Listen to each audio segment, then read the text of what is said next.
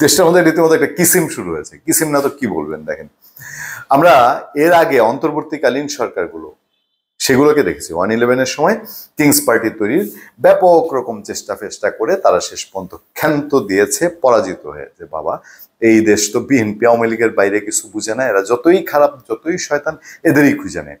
আমি আমার এলাকায় যেটা দেখেছি যে আমার এলাকার সবচেয়ে দুষ্টু এবং সবচেয়ে জনহিতকর কাজের বিপরীতে অবস্থান নেওয়া যে রাজনৈতিক নেতাগুলা, এই নেতাগুলা সারা জীবন আমৃত্যু বেঁচে থাকা পর্যন্ত তারা এলাকায় রাজ করে যায়। মানে এরা কাউকে উপকার করে না কোনোদিন।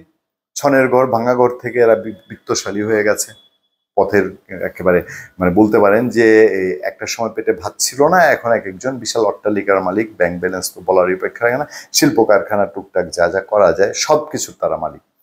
কিন্তু শেষ পর্যন্ত গিয়ে কেমনে জানি এলাকার লোকজন নেতা বেছে নিলে এদেরকেই নেয়। এটা একটা অদ্ভুত সাইকোলজি। তো এই বাংলাদেশে অন্তর্বর্তীকালীন সরকার বলতে দুইটা, একটা হচ্ছে ওই ফখরুদ্দিন মঈনুদ্দিনের 111 সরকার, আরেকটা হলো এবার ডক্টর ইউনূসের সরকার। অন্তর্বর্তীকালীন সরকারের মধ্যে মিল রাখতে হয় নাকি, এটা একটা উর্বর সময় কিংস পার্টি করার। আওয়ামী লীগ বিএনপির সময়ও চেষ্টা হয়েছে, বিএনপির সময় একটু কম হয়েছে, চারদলীয় জোট সরকার ওইভাবে ভাবে নাই। তারা ভেবেছিল যে কে এম হাসান আরিফকে তত্ত্বাবধায়ক সরকারের প্রধান করে তারা হয়তো নির্বাচনী তরিটা পার হয়ে যাবে। তারপরে আওয়ামী লীগ যখন লগি বইটা দিয়ে প্যাচপুচ লাগাইলো, তারপরে আওয়ামী লীগ এসে যখন একের পর এক জোরের এবং কলা কৌশল ছলে বলের নির্বাচন শুরু করলো, এই নির্বাচন করতে গিয়ে দেখলো যে আমার তো কিছু ডাইনে বামে আরো চালাচামুন্ডা কিছু পালক পশুপালক পাখি কিছু লাগে, গৃহপালিত কিছু কুত্তা বিলাই টাইপের একটা কিছু দল লাগে, একে একে শুরু করলো। গত ইলেকশনে আগে সর্বোচ্চ ধরে কি সুপ্রিম পার্টি, বাংলাদেশ কি তৃণমূল পার্টি, তবে কি আরেকটা ছিল না এনডিএম নাকি, সাবেক সেনা কর্মকর্তাদের দল, বিএনপি 2 এমপিও যে জয়েন করলো, নামও ভুলে যায়, আমাদের এসব নামও মনে থাকে না। 111-এর সময় এরকম ফেরদৌস আহমেদ কুরাইশি একটা করেছিল, আর বিভিন্ন জন করেছে, এরা টুকটাক পরে এমপিও হয়েছিল।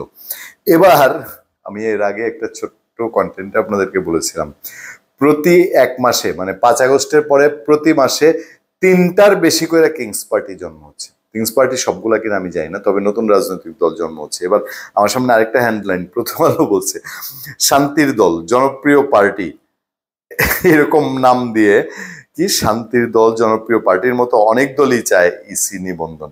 কি বলছে, বাংলাদেশ সংস্কারবাদী পার্টি, এটি একটি রাজনৈতিক দলের নাম, তার নির্বাচন কমিশনের দল হিসেবে নিবন্ধন পেতে চায়, একইভাবে নিবন্ধন পেতে চায়। দেখেন বাহারি নামগুলো, যেটা পছন্দ হয় আপনি ঠিক লাগায় ওইটার মধ্যে যোগ দিয়ে দেন।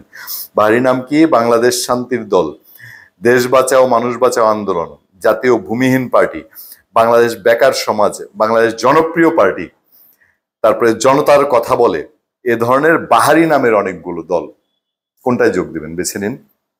ইসি সূত্র বলছে রোববার পর্যন্ত 65 দল নির্বাচনের জন্য ইসিতে আবেদন করেছে, এর বাইরে আরো 46টি দল নিবন্ধনের আবেদন জমা দেওয়ার সময় বাড়ানোর দাবি জানিয়েছে। এই দলগুলো বেশিরভাগই নাম সর্বস্ব, তাদের কোনো কার্যক্রম চোখে পড়ে না, পড়বে করতে কিছু একটা ধান্দা পানি তো আছে, দোকান একটা খুললেই হয় না বাংলাদেশে। চলেন আমি আপনিও একটা দল খুলি, আমার মাথায় একটা তুখুর আইডিয়া আছে দল খোলার, এবং নিশ্চিতভাবে সামনে প্রধানমন্ত্রী হয়ে যাবেন। চেয়ারম্যান খুঁজছি, সেক্রেটারি পদটা আমি নিয়ে নিব। খুবই সুন্দর একটা আইডিয়া আছে, দেখেন দেখি, মজা করছি না, পরিহাসের বিষয় বুঝছেন। বাংলাদেশের প্রত্যেকটা মানুষের মাথায় দেশটা এমন একটা পরিস্থিতিতে গেছে যে এইটার ধরেন কোনোভাবে যদি একটা দল কইরা আওয়ামী লীগ বা বিএনপির সাইডে ফুইটে গিয়া বড় বড় বক্তৃতা দিয়া একটা নির্বাচনে আসন এক বেলার জন্য মানে একবারের জন্য বাগায় নিতে পারেন না, 14 গোষ্ঠীর মানে 14 জেনারেশনের জন্য ভবিষ্যৎ একদম তকতকে। অভাব বলতে কোনো জিনিস আপনার পরবর্তী 14 জেনারেশন ভুগবে না, এত কামাই, এর চেয়ে আর প্রফিটেবল এবং টেকনিক্যাল ব্যবসা নেই। তখন ওই 14 জেনারেশন আপনারা যে দোয়া দিবে না, ওইটা দিয়ে আপনার বেহেস কনফার্ম। নাকি পার্টি করবে না একটা? ধন্যবাদ সবাইকে, ভালো থাকবেন, সুস্থ থাকবেন, সত্য করুন এবং সহনশীলতার সাথে আপনার সাথে আমি আতিক রহমান পূর্ণিয়া।